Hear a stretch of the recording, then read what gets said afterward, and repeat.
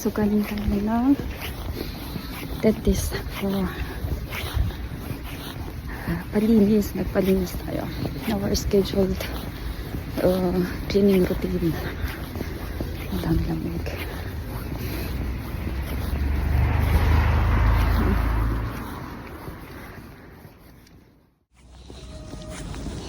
Ito yung ating tinadaanan. Ang dakiting kalangitan.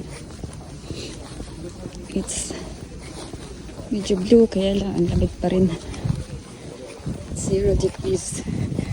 At naginginig yung kamay ko.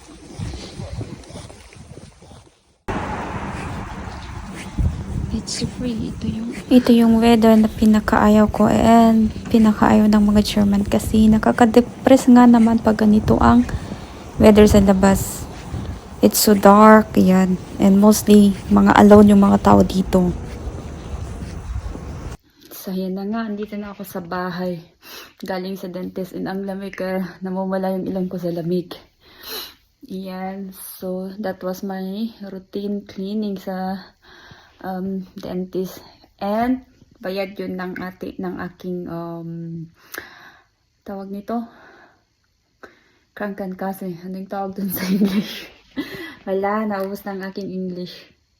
Basta, bayad siya ng, ayun, health insurance. Sa English, bayad siya ng aking health insurance.